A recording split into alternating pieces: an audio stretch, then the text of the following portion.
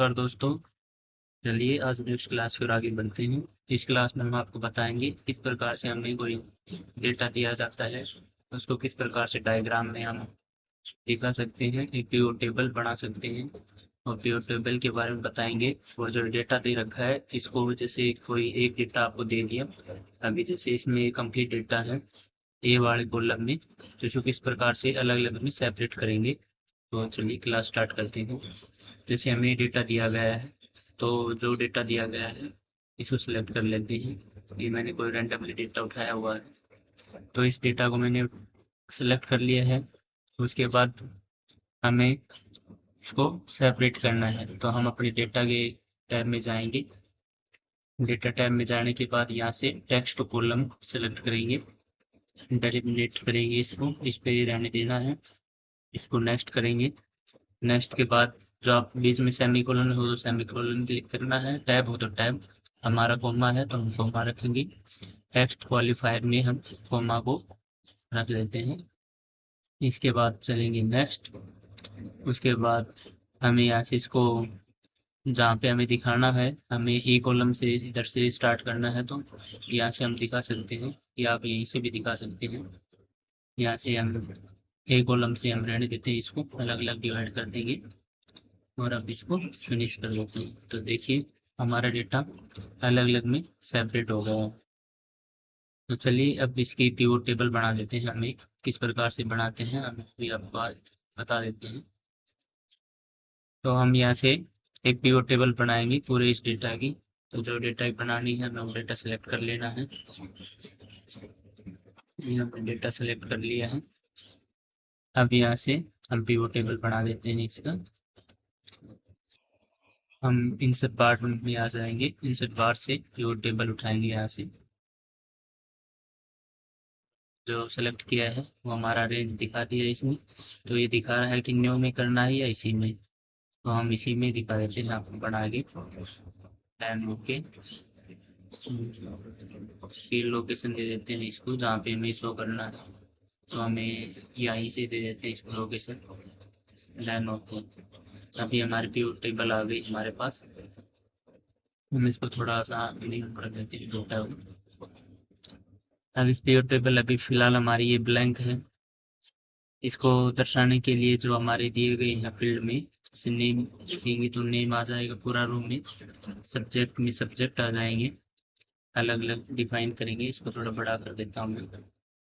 देखिए नाम आ गए उसके, जिसने जो सब्जेक्ट ले रखा था, अजय के पास इतिहास, अनु के पास जीव विज्ञान, उसी प्रकार से ये इधर नीचे हमें दिया गया है टेबल में। इसमें यदि आपके पास कोई वैल्यू हो तो हम उसमें वैल्यू में भी दिखा सकते हैं। क्लास को सिलेक्ट करेंगे तो इसमें क्लास भी मेंशन आ जाएगी अजय के पास जो जो है। अगर हम इसको रो में जो दिखा रहा है क्लास को हम वैल्यू में लेके जाएंगे, वैल्यू में काउंट होके आ जाएगी क्लास अजय फर्स्ट। अजय के पास जो फर्स्ट क्लास में कितनी है, एक है अजय अनु, तो उनकी क्लास वाइज भी इनका दिखा दिया है, टोटल 15 है। इसको क्लास को काउंट करके दिखाया है इसने। टोटल हमारे पास जितने थे उनका डेटा 15 ही है हमारे पास। पहले वाला ये है और 16 नीचे है, तो टोटल 15 इन्होंने क्लास काउंट करके दिखा दी। इसी प्रकार से रो टेबल में जो दिया गया है, आप किसी एक या दो पर भी डेटा उठा सकते हैं। यहाँ से मान लो मेरे को अजय का या अनु का नहीं लेना, तो इन दोनों को हटा देंगे, उन दोनों का डेटा हट जाएगा और हमारे टोटल क्लास में भी 13 हो जाएंगे। अब इस पे सेलेक्ट करेंगे, हमारे पिवट टेबल अगेन आ जाएगी। आपको जो फिल्टर करना है तो आप फिल्टर भी कर सकते हैं। यहाँ से हम जेंडर उठा लेते हैं, इतने अभी दिखाया गया, काजल भौतिका महिला है, नेहा, इस प्रकार से दिखा देगा। इनको कॉलम में दिखाने के लिए इसको इधर आके आप रख सकते हैं। देखिए जितने जो है वो इसको कंप्लीट दिखाएगा। ठीक है, अंग्रेजी में किसका क्या है, मोहन है, एक है, ये इधर वाले ये पुरुष हैं, ये महिलाएं हैं। इनका अलग अलग टोटल करके आपको बता देगा। 7 और 6 टोटल 13 लोग हैं, इसमें 7 पुरुष और 6 महिलाएं हैं। इस पिवट टेबल को हम डिलीट कैसे करेंगे, इसको पूरे डेटा को सिलेक्ट कर लेंगे जो हमें डिलीट करना है। देन राइट क्लिक और यहाँ से यहाँ से भी हम रिमूव कर सकते हैं इसको, और या डिलीट ऑप्शन से हम डायरेक्ट इसको एडिट कर देंगे टेबल में। ये हमारी टेबल डिलीट हो जाएगी। अब चलिए इसमें हम चार्ट बना लेते हैं। हमारे पास जो डेटा दिया गया है उसको सेलेक्ट कर लेते हैं हम। सेलेक्ट करने के बाद आपके पास यहाँ से रिकमेंड व्यू टेबल भी आता है। तो इसमें क्या क्या है वो देख लेते हैं एक बार क्लिक करके।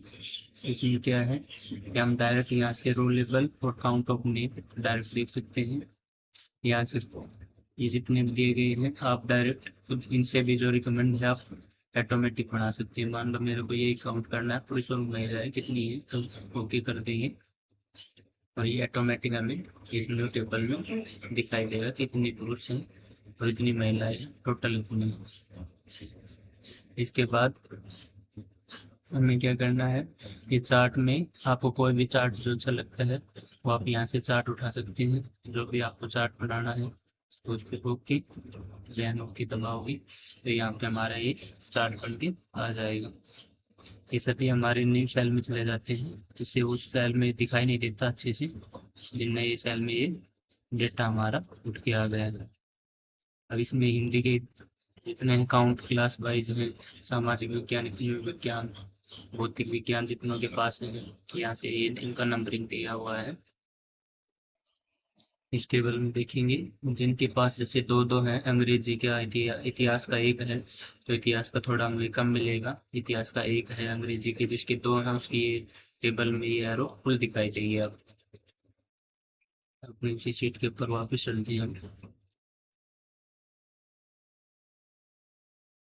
हमारी ये सीट नंबर 1 के ऊपर वापस आ गए हैं। इसको सेलेक्ट कर लेते हैं, वो टेबल बनाते हैं इसके के ऊपर। ये हमने डेटा सेलेक्ट कर लिया है इससे कंप्लीटली। अभी इंसर्ट में जाएंगे जिससे यहाँ से आप लाइन कॉलम के हिसाब से भी कोई डेटा अगर आप चाहें तो वो ले सकते हैं। यही से एक चार्ट उठा लेते हैं, कोई पाई चार्ट बना के दिखा देते हैं आपको। मैं यहाँ से पाई चार्ट ले लेता हूँ जो जो आप दिखा होगा, जितने भी डेटा आप दिखाते हैं इसमें वो कंप्लीट डेटा आपके पास पाई चार्ट में शो किया आएगा। और शीट में वो ठीक से नहीं आ रहा तो इस डेटा को हम उठा के दूसरी शीट में चार्ट बनाते हैं। चलिए इंसर्ट करेंगे, यहाँ से रिकमेंड चार्ट भी दे रखा है, आप यहाँ पे जाके चेक कर सकते हो। मान लो हमें यही उठाना है कितने पुरुष और कितनी महिलाएं हैं, तो इस पर हम रहते ओके क्लिक करेंगे तो हमने इसमें आ जाएंगे अपने फॉर्मेट में। तो इसको थोड़ा इधर कर देता हूँ, आपको समझ में आ जाएगा ठीक से। देन इसमें हमें नेम और इसमें अगर सब्जेक्ट सेलेक्ट करेंगे तो सब्जेक्ट भी हमारा उधर भी दिखाई देगा और चार्ट में भी दिखाई देगा कितनों के पास क्या सब्जेक्ट है। देन हम कोई चार्ट, इसी चार्ट को कोई चेंजमेंट करना हो तो हम चेंजमेंट भी कर सकते हैं। अपने वही इंसर्ट टैब में जाएंगे, इंसर्ट टैब में से आपको जो भी चार्ट लेना हो दूसरा तो आप यहाँ से चार्ट ले सकते हैं। और डिजाइन में जाके इसको कोई डिजाइन भी आपको करना हो तो आप वो डिजाइन कर सकते हैं। मान लो मेरे को ये डिजाइन ठीक लग रहा है, इसमें ऊपर आप देखेंगे होम टैब में चार्ट अलग अलग पैटर्न है, तो आपको जो अच्छा लगता है उसी पे आप क्लिक करेंगे तो आपका चार्ट तैयार हो जाएगा। इसी के अलावा आप इसमें कलर भी फिल कर सकते हैं, जो आपको कलर पसंद आए वो आप इसमें कलर भी सेट कर सकते हैं अपने हिसाब से।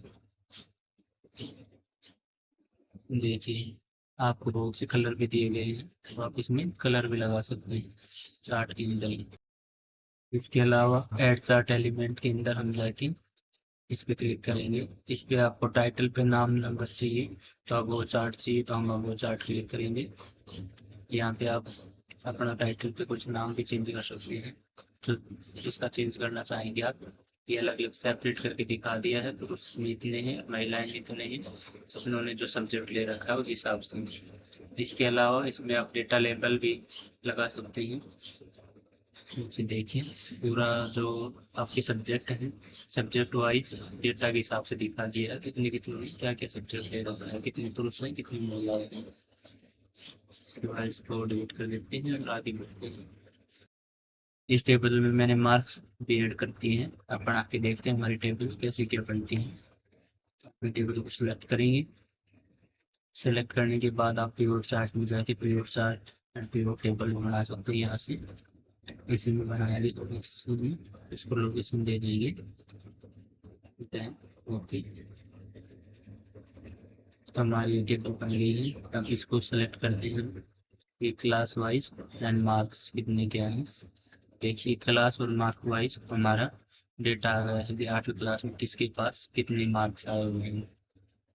प्रथम क्लास में सभी का इतना टोटल मार्क्स करके जोड़ के दिया हुआ है हमें। अगर हमें सम मार्क्स वैल्यू को सीरीज में दिखाना है तो हम सीरीज में इस प्रकार से इसको दिखा सकते हैं। हम यहाँ से डेटा को हमारा मूव कर सकते हैं। मार्क्स यहाँ है, नीचे देखिए कॉर्नर में राइट साइड हम वैल्यू पे ले जाएंगे तो ये वैल्यू में दिखाई देगा। इसके अलावा हम इसी को चेंज भी कर सकते हैं। अपने वहीं से ही जाके डेटा में जाएंगे, ऊपर रिबन बार में इंसर्ट में, और यहाँ से आप कोई दूसरा चार्ट भी अप्लाई कर सकते हैं। यहाँ से कोई दूसरा आपको चार्ट लगाना चाहेंगे तो वो भी आप चार्ट यहाँ से उठा के लगा सकते हैं। आपको ये लाइनिंग चार्ट चाहिए तो आप लाइनिंग चार्ट भी इसमें शो कर सकते हैं।